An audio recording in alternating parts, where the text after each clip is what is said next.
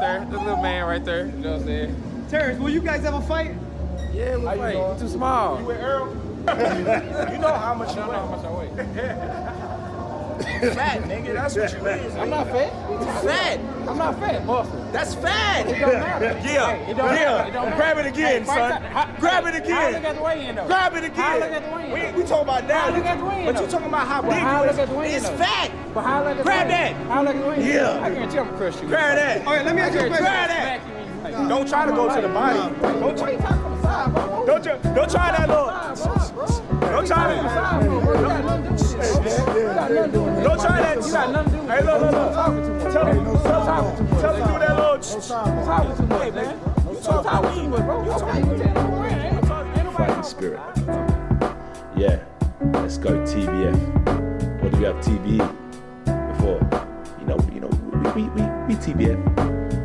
Throwback fighters. Let that one ring bells, let it marinate. That's what we're coming with. Throwback fighters. 2201. Second to no one. Stay hungry. Fuck being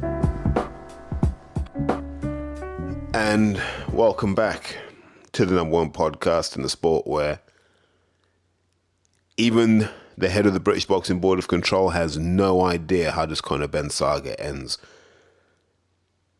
Oh, man. I was hoping that we wouldn't have to talk about this again. I was hoping that, the WBC would issue their resolution and the world would keep turning. Sadly, that's not the case. So, I can't remember what day it was. Robert Smith jumps on Talk Sport. I think it's a 2-part interview and there's more to come. But he jumps on, and Simon Jordan, being the voice of the hardcores, although he's not really. And Simon Jordan he's one of these annoying characters, right? Who had success in one field, and you got to give him credit. He did. Not that he could repeat it, but he did, right? He had success with his mobile phones. Wasn't ever able to repeat it in any other facet of life. And if you want to know how dumb he is, this is a guy who was happy to hunt down Katie Price, aka Jordan. And he thought, as an intelligent, successful businessman, that is the choice you make. And that says a lot about him, right? So you put him in that box. So when he's asking questions, and he's got Spencer Oliver, and I like Spencer. Spencer's a lovely guy, but Spencer's he's not forensic, and he'd admit that himself. He's not that guy to get into the nitty gritty and the detail. So those two guys, I don't even know what you call them. Rodney and Trigger, we'll call them that. So they sit in front of Robert Smith, and Robert Smith's been in these hostile environments numerous times. And he's been prepped by his lawyers about what he can and can't say. And I'm sure he's had a chat with Guy, and Guy has told him what he can and can't say, what the key messages to get into the public domain are. And this isn't going to be a great interview. You're not going to get the insight you need. But the board didn't need that, because we've reached this pathetic situation, this embarrassing position where this is being tried out in the court of public opinion. So the Benn side, which includes Eddie Hearn, is trying to turn the public in Conor's favor. And the board side, and a lot of right-minded people in the sport, are trying to turn the public against Conor Benn in the failed drugs test. You don't really see this with the RFU when it comes to rugby. You don't see this with the Rugby Football League either. You don't see this with the FA. You don't see it with the ECB. Those sports have governing bodies that are non-statutory, and everyone does as they're told. Can you imagine if you had someone playing rugby and they gave Owen Farrell a high shot to the neck, knocked him out cold? And the citing commission for the Six Nations said, guys, he's got to do an 8-week ban. Can you imagine if he just said, I'm not going to do the 8-week ban, and sent a lawyer's letter going, he's not doing the 8-week ban? And sends a 270-page document about why the tackle wasn't dangerous, because we've got these experts here. You'd never allow that. Mikel Arteta complaining about a goal wasn't given because they didn't draw the lines on the screen. He can't send a lawyer's letter to say, well, just give us the 2 points. We accept what happens in every other sport except for boxing.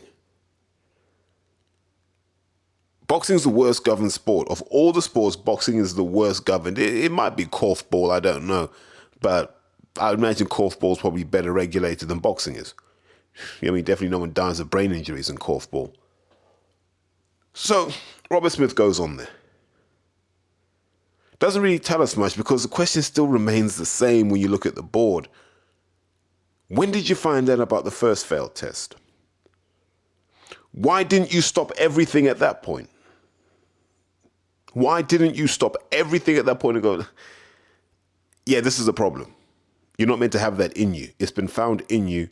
We've got to tell UKAD and it's got to be investigated. So that's bad enough. You get to a second failed test. And at this point, you're like, fool me once, shame on you, man. Fool me twice, shame on me. And still you don't stop things happening and go, actually, now it's twice now. We probably need to look into this because we need to understand two things. One, was it in you? Two, where did it come from? Why didn't UKAD pick it up? Is it a VADA problem or a UKAD problem? I think what they'd find out is it's tested in the same lab. So that can't be the issue. So they're the questions that really matter in all of this. Conor Benn's almost incidental because the thing was found in him. That's a statement of fact. There was clomiphene found in him. Trace amounts, not trace amounts. There was an adverse finding. That's what we're going to call it. It was an adverse finding. And an adverse finding means you should have to explain yourself. And Conor Benn clearly hasn't explained himself to the Board of Control. Not to their satisfaction anyway. So Robert Smith comes on. And they ask him the question, what happened after the first test?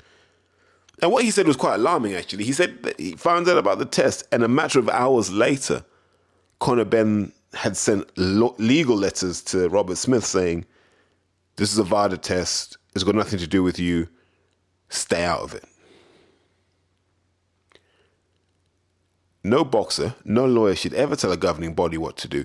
Why Robert Smith didn't respond with, there's still something to investigate here because we need to understand it. And there are all sorts of grounds they could have pulled Conor in on, like,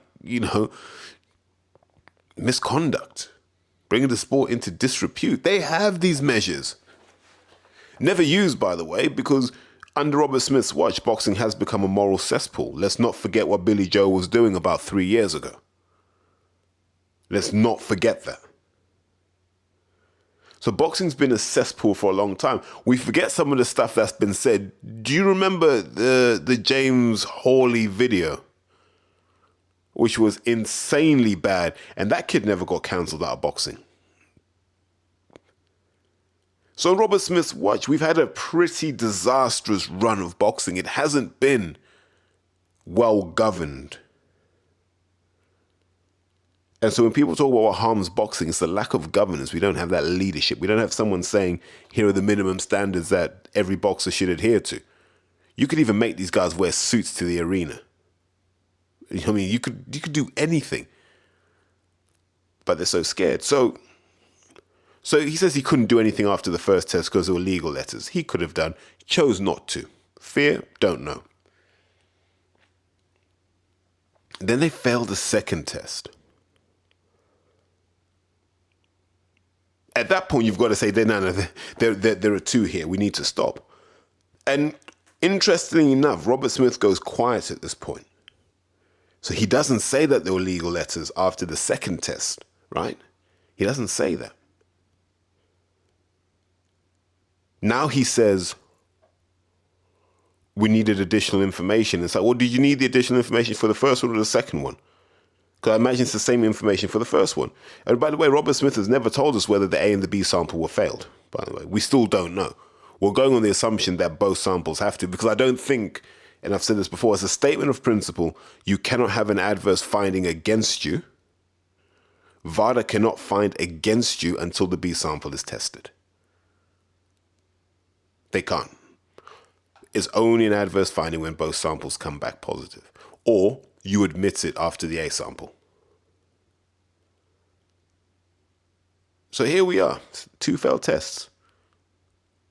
Still a few weeks before the show. The board could have said, we need to look into this. We're going to stop everything. Yeah. And so we need to ask why they didn't stop everything. They say they needed more information. I get that, but you have to stop everything pending the fact find. It would have been the best outcome for everyone if Robert Smith had come out and said, look, there have been 2 adverse findings through VADA. We need to investigate to make sure that something's not broken with UCAD or something's not broken with VADA. We need to investigate. You know, we're going to get all the information we need. Once we have it and we can clear the guys, they can fight again. That's how you lead. That is exactly how you lead. I don't see what a lawyer can do. They can't have an injunction against the governing body doing an investigation. Definitely on safety grounds, they can't. Do you know what I mean? Like, I'm looking at this and I'm like, this is the guy who's heading up one of the big revenue spinning sports, by the way, because don't forget, we can do 94,000 at Wembley. I mean, like, there's a few people who can do that. I mean, maybe the Rugby League Grand Final could do that. Rugby Union could do that. Football could do that. But that's probably it. Oh, I see the NFL. So, Robert Smith decides to do nothing. And then we get to what we call crunch week. So fight week, Robert Smith's like, yeah, we decided before the story broke that the fight couldn't go on. You're like, well, why did it take so long? What additional information did you have to decide the fight couldn't go on? In fact, that the fight, you wouldn't sanction the bout. What additional information? It doesn't appear there was any additional information. It looks like at that point, they decided to grow a pair and go, right, we're going to stop this because we know that the story's coming down the pipe tomorrow. Let's withdraw sanction today. So it looks like we're being proactive on this. So then we see all this mess in fight week. People saying that they're going to just carry on without the board, or they're going to do this and they're going to do that. And actually, Brexit was probably the only thing that saved that, because there were no other governing bodies you could go to credibly. Bieber wouldn't have been able to maintain the standards, so they probably wouldn't have got insurance. There are all sorts of things you can look at. But that toing and froing in fight week would never happen in any other sport, because the governing body, everyone looks to the governing body for leadership. In boxing, everyone looks to the promoters for leadership, and this is what the board have allowed to happen. It doesn't help when a promoter is the reason you're still in existence now. And these are the problems in boxing.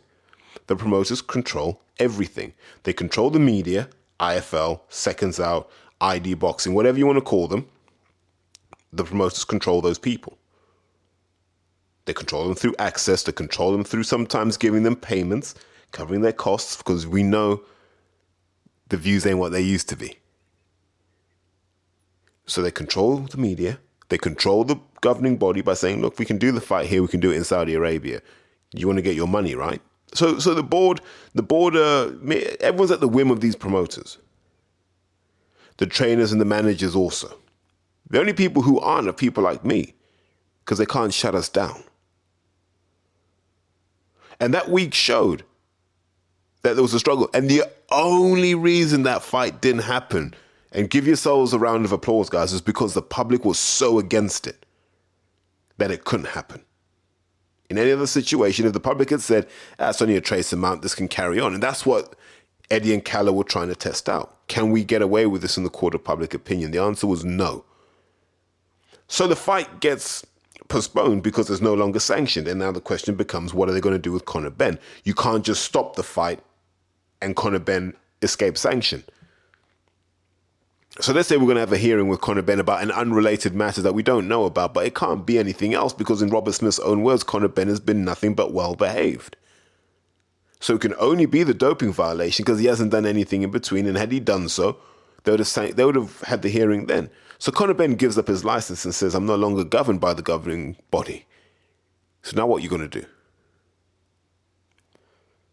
And this is a mess we've been trying to deal with ever since. There's a 270-page document that went to the WBC, but not the board.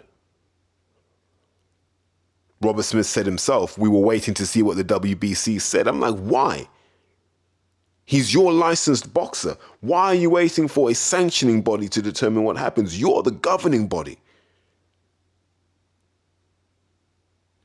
And so you're looking at the board, and Robert Smith likes to talk about he's a boxing man and he did this and he did that. And I believe all of that to be true, and that's all worthy of respect.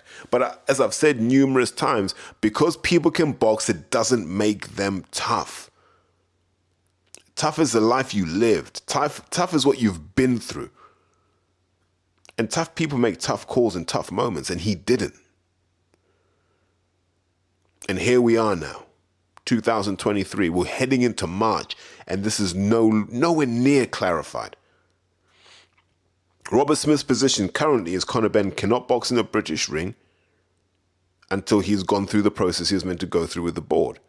But surely by this point, the charges are mounting up, because now you want to know, number one, why did you give your license up? Number two, let's talk about the first test, the second test. Let's talk about all of that. Number three, let's talk about the WBC document, because if they haven't received that 270-page document, they're going to have to go through that with a fine-tooth comb until they're satisfied, until UCAD are satisfied. By the time all these handoffs have happened, it's going to be summertime.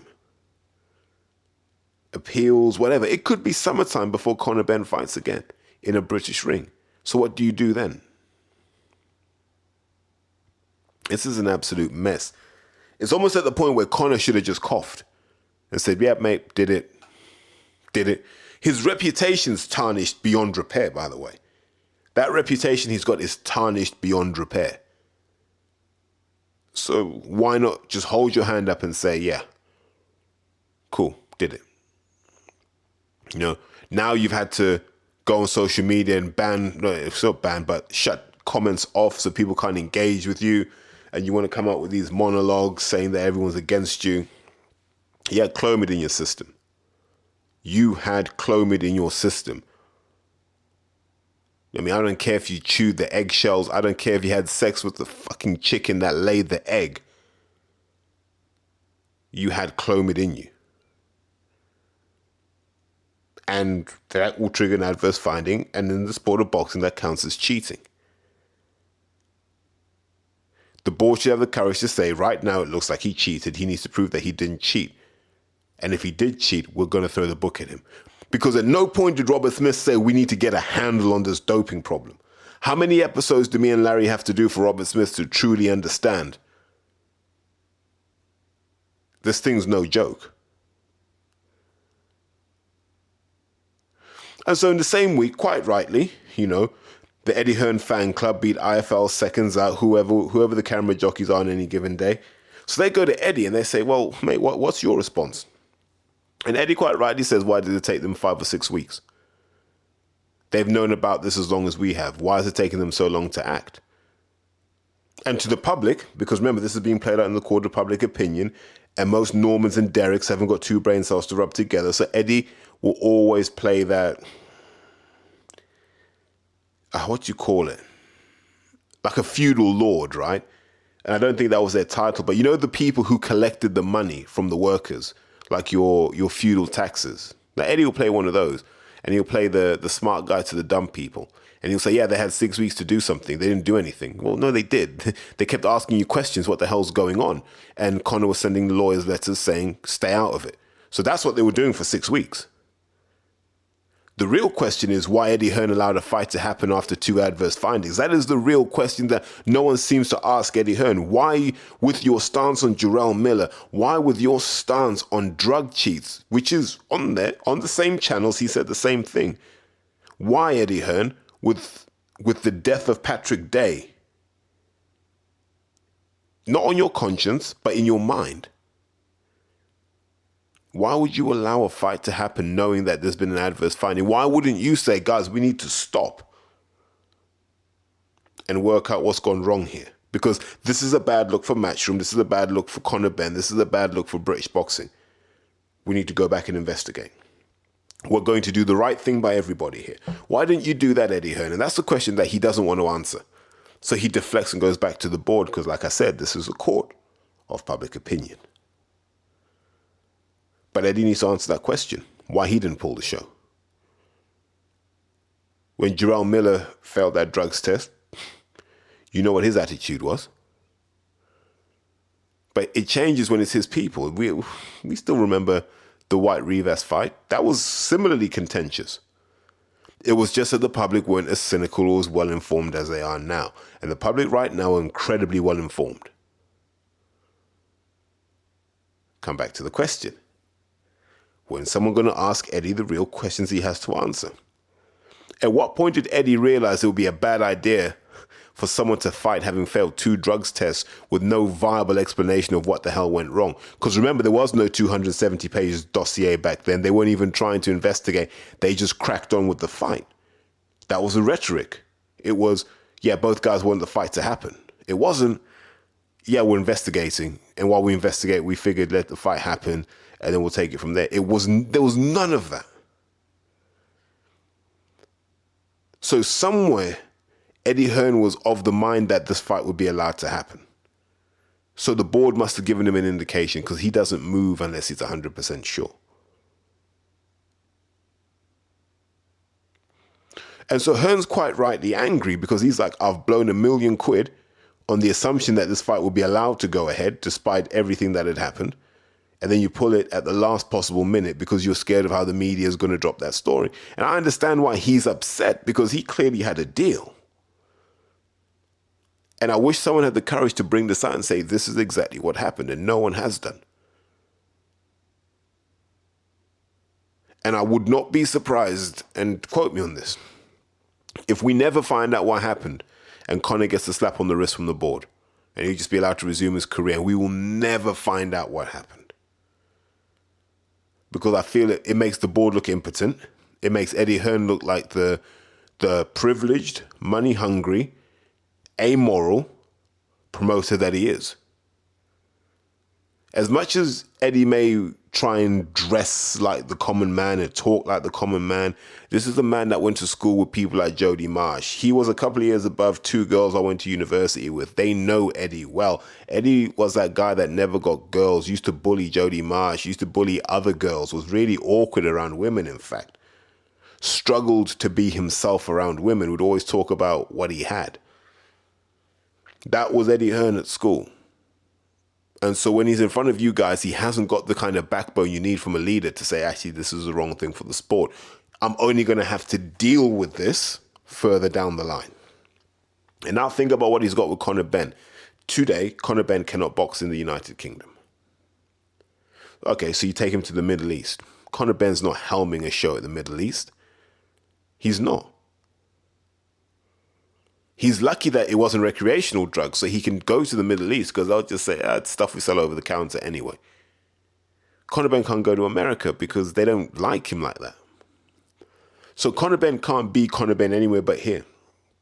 And so to do that, they're going to have to mend bridges with the board. And that means you're going to have to give the board something.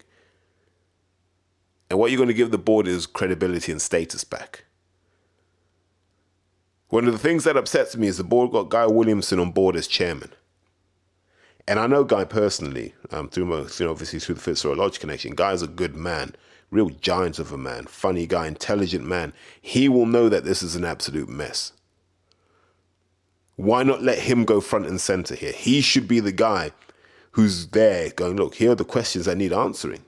Here's what the sport needs in order to be credible. Here's what the sport needs to preserve its integrity in the eyes of the fans. Because we can't grow boxing as long as these kinds of things happen. Conor Benn failing drugs test, missing B samples. Joshua grabbing the mic and just, freestyling all the pain in his life. You know what I mean? Like a country and western song. What else have we had? Josh Taylor doing God knows what. We talked about Billy Joe earlier. And you've still got people, license holders, on social media acting the fool. Why isn't this policed? Why aren't the board actively sanctioning people? Because if Phil Foden came on and tweeted some of the stuff that boxers do, the FA would be on top of him straight away. Everyone would be on top of him. Yeah, boxing gets it wrong. And we get it wrong because we have no governance. And the governance that we do have has no teeth. It's just fear. But what are you scared of? You run the damn sport. Like, you decide who fights and who doesn't. What are you scared of? I wish someone not connected to boxing could sponsor the board. so the board could just do what the hell they wanted. And maybe we'd have a better sport for it. Maybe there'd be more money for everybody. But as it is, we are no closer. We've now had everyone talk about the Conor Benn situation. We're no closer to a resolution. Suleiman won't talk about it in any great detail. Robert Smith refused to go into details about things. Eddie Hearn refuses to go into details. And what do? And especially Eddie Hearn. They appeal to authority. So they tell you lawyers are looking at it. Scientists are looking at it. Experts are looking at it. In the hope that you believe that these people have some higher magic. That they can know stuff you don't know. You know your own mind. He had Clomid in his system. That's all. That's all you ever need to know. He had Clomid in his system. And as we say, you're not going to use Clomid as your primary PED. It's not even a PED. You're just using that to reset. Why he didn't use tamoxifen, who knows? Badly advised. So Robert Smith should be talking about this going, another issue is Dr. Uz. Now, I like Dr. Uz. Respect to Dr. Uz, because he's just doing what he has to do, providing a service. But Robert Smith should be saying we need to investigate what he's been doing, who he's been working with. But you know, once you start doing that, you're going to call up some names that are going to be problematic. You know who I mean. There are names that people dare not say because of who they're connected to. That's one of the problems. So we can talk about Dr. Uz in the context of Conor Benn, but we can't talk about Dr. Uz in the context of the other boxers he worked with, and we know who they are by name. When's Robert Smith going to tackle that? When's Robert Smith going to do a full investigation into Dr. Uz and who he was working with? When's he going to talk to these boxers about what they were doing with Dr. Uz? My assumption is none of them hold British licenses at the current time. Not a coincidence. So after a couple of days of everyone doing the media rounds trying to tell this Conor Benn story, here's what we know for certain. Conor Benn isn't boxing right now. Conor Benn doesn't have a fight announced. Conor Benn isn't cleared by the WBC. Conor Benn's in a terrible position because his lifestyle costs money and he's not earning what he should be earning. Eddie Hearn's in a terrible position because this is the guy he needed to get out to get his DAZN subscribers up. And what are people doing? Cancelling in their hundreds, if not thousands. Because no one's paying 20 quid to watch a drug cheat. No one's paying 20 quid to see Joshua win one, lose one. No one's paying 20 quid a month to see what DAZN have to offer. These are bleak times for Eddie Hearn. If this situation doesn't force him to reflect and say, maybe I need to think about building the sport up instead of just building Matchroom up, then nothing will. And if that doesn't happen, then the sport's screwed. That's all I can say. I wanted to make this reasonably quick. I probably talked longer than I wanted to. But the important thing is to understand that we don't have a governing body in boxing. We don't have a governing body of any strength, of any metal. It doesn't inspire confidence if I can just send 2 or 3 lawyer letters. And that's it. You fold, you get nervous, you start sweating. Porky was right. Someone needs to go into that board and say, you all want resigning, as he would say. That's got to be the government. They need to say we have no confidence in the board of control because I've never seen doping handled so badly in this sport. I'll tell you this for a fact. If I was a licensed athlete at the top level in any given sport and I went out in the public domain and said I took a drug, UCAD would call me and say, we need to talk about this. And I may say I was just making it up for publicity, right? But it's an explanation. They can go, cool, but look, don't play those sorts of games. It's annoying. Conor Benn failed the VADA test. VADA and UCAD must have enough of a handshake that this gets discussed, and it's an important thing.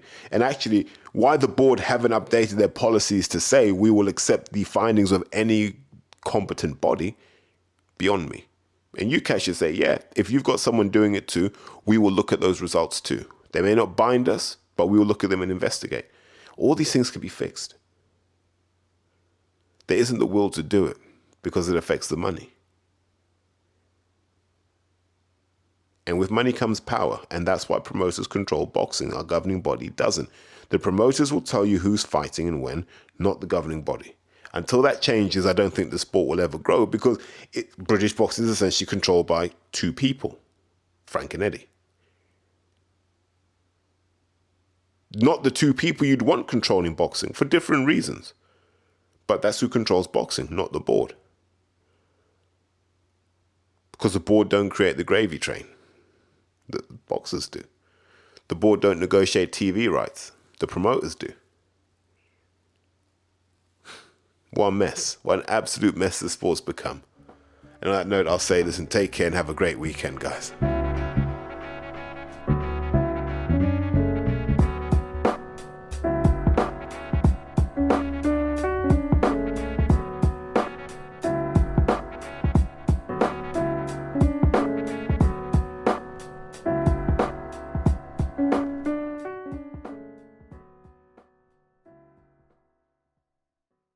Porky's Corner is proud to be sponsored by Spartan Site Solutions.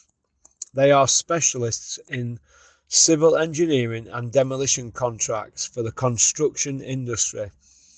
Interested parties should visit their website or contact Porky's Corner for a referral at porkycorner@mail.com.